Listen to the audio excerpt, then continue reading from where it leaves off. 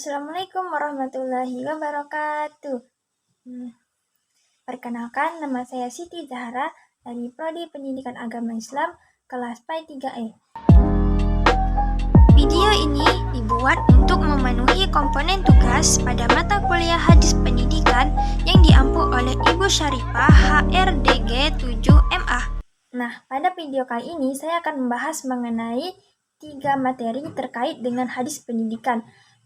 Yang pertama, mengenai hadis tentang menuntut ilmu. Yang kedua, mengenai hadis tentang keutamaan orang yang berilmu. Dan yang ketiga, mengenai hadis tentang kewajiban anak terhadap orang tua. Baiklah teman-teman, di sini kita akan membahas mengenai hadis yang pertama, yaitu kewajiban dalam menuntut ilmu.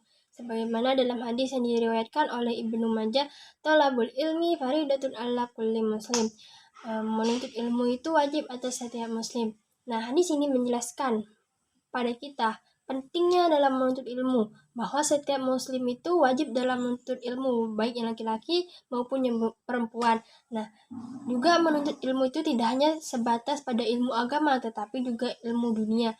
Jadi, menuntut ilmu itu kita tidak boleh atau tidak bisa hanya mempelajari satu ilmu saja, misalnya ilmu dunia saja, kemudian kita mengabaikan ilmu dunia kita. Nah, itu tidak boleh teman-teman, karena ilmu itu bisa menjadi pedoman kita dalam hidup, bisa membuat kita mengetahui mana yang benar dan mana yang salah, kemudian bisa mengarahkan kita kepada jalan yang benar.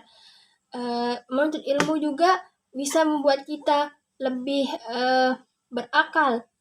Kemudian, sebagaimana pepatah Arab mengatakan, tuntutlah ilmu dari buayan hingga liang lahat. Nah, ini menegaskan kepada kita bahwa kita dituntut untuk menuntut ilmu agar ketika kita hidup di dunia ini kita tidak tersesat. Kemudian sebagaimana dalam hadis yang diriwayatkan oleh Muslim, yaitu man kharaja fi talabil ilmi fahuwa fi sabilillahi hatta yarji. Barang siapa keluar dalam rangka menuntut ilmu, maka dia berada di jalan Allah hingga dia kembali. Nah, hadis ini menegaskan kepada kita bahwa barang siapa yang keluar atau berpergian untuk menuntut ilmu, maka dia berada di jalan Allah hingga dia kembali ke rumah. Jadi, selama kita menuntut ilmu itu, kita sudah dilindungi oleh Allah Subhanahu wa Ta'ala, yang mana menuntut ilmu itu merupakan ibadah kepada Allah yang sangat disukai oleh Allah Subhanahu wa Ta'ala. Nah, hadis yang kedua yaitu mengenai keutamaan orang yang berilmu. Sebagaimana hadis yang diriwayatkan oleh Muslim, yaitu man salaka tariqan yaltamisu fihi ilman sahalallahu lahu bihi tariqan ilal jannah. Barang siapa menelusuri jalan menuntut ilmu padanya, maka Allah mudahkan baginya jalan menuju surga. Nah, hadis ini menjelaskan kepada kita bahwa keutamaan orang yang menuntut ilmu, maka Allah akan memudahkan jalan baginya menuju surga. Nah, selain itu Allah juga akan memberikan kemudahan orang-orang yang berilmu, kemudian meninggikan derajat orang yang berilmu, serta memudahkan segala urusannya. Selain itu, keutamaan orang yang berilmu yaitu disegani oleh orang-orang sekitar, juga bisa menjadi panutan bagi orang-orang sekitarnya. Juga sebagaimana dalam hadis yang diriwayatkan oleh Tabrani, ta'allamu wa ta'allimu wa tawadu'u limu'allimikum, yang mana artinya belajarlah kamu semua dan mengajarlah kamu semua, dan hormatilah guru-gurumu, serta berbuat baiklah kepada orang yang mengajarkanmu. Nah, hadis ini menjelaskan kepada kita bahwa setelah kita menuntut ilmu tadi, kita diwajibkan untuk mengajarkan ilmu-ilmu kita tadi kepada orang-orang sekitar kita. Kemudian juga untuk menghormati guru-guru yang telah memberikan ilmu kepada kita. Kemudian berbuat baik terhadap orang-orang yang sudah memberikan kita ilmu. Nah, selain itu, keutamaan dalam menuntut orang-orang yang menuntut ilmu itu juga dimudahkan oleh Allah Subhanahu wa taala segala urusannya, menjadi orang yang disegani di lingkungannya. Nah, teman-teman, hadis yang ketiga yaitu mengenai kewajiban anak terhadap orang tua. Kita sebagai anak-anaknya tidak boleh menelantarkan orang tua kita walaupun mereka masih kuat dan sampai sekarang masih bekerja. Nah, kita sebagai anak-anak mereka memiliki kewajiban terhadap orang tua kita.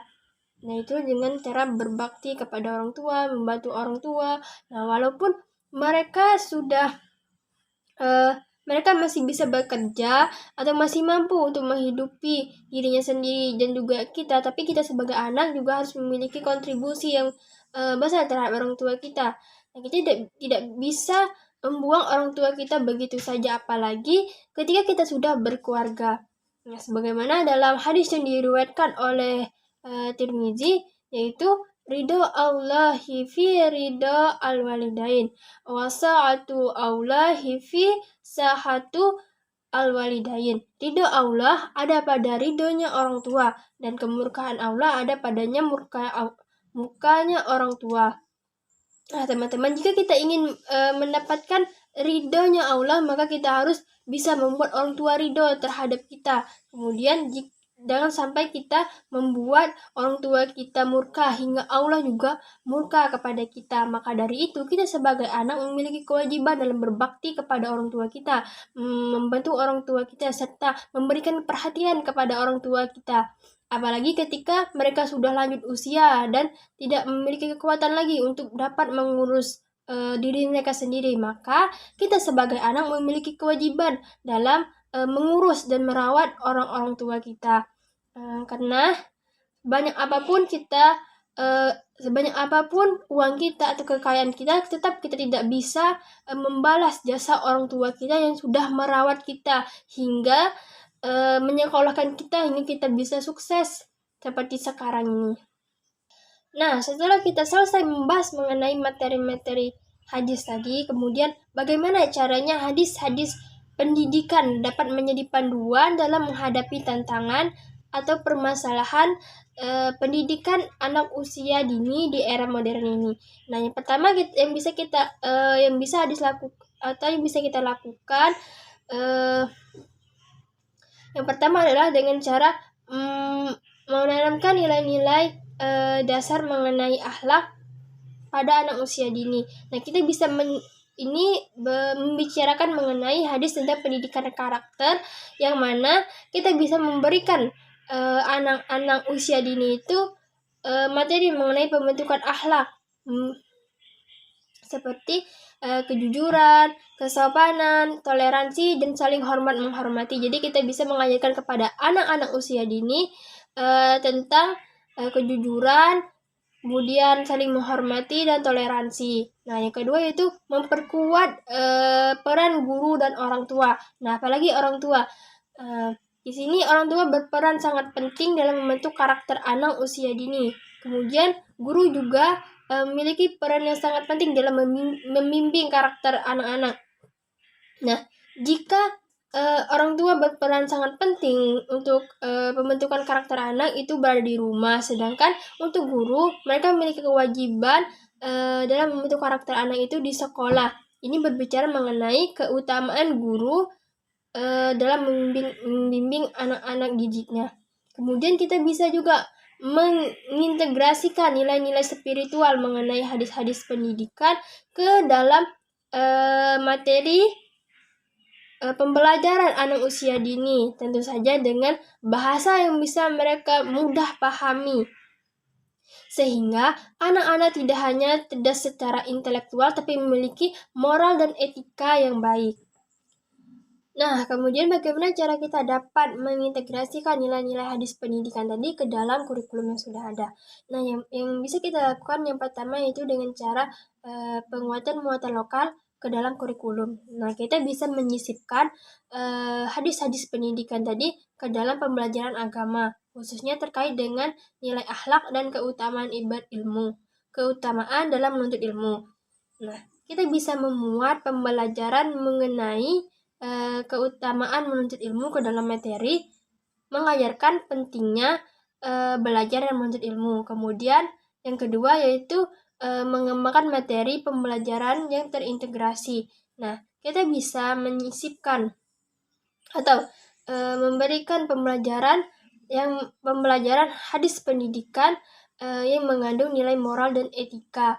Ini bisa menjadi dasar dalam membuat atau menyusun modul pembelajaran. Misalnya hadis mengenai saling hormat menghormati yang bisa kita buat ke dalam pembelajaran PKN, yang mana ini menanamkan sikap atau perilaku toleransi dan persatuan. Kemudian kita bisa memberikan guru pelatihan atau pelatihan guru, di mana hal ini sangat diperlukan agar guru dapat memahami dan dapat mengajarkan hadis-hadis pendidikan tadi kepada murid-muridnya. Kemudian yang terakhir yaitu dengan cara pemanfaatan teknologi dan media interaktif. Nah, kita bisa memanfaatkan media digital seperti aplikasi digital, video pembelajaran, atau komik digital dalam menyampaikan pesan-pesan hadis pendidikan tadi. Hal ini bisa menjadi cara yang unik dan menarik bagi para siswa-siswa kita.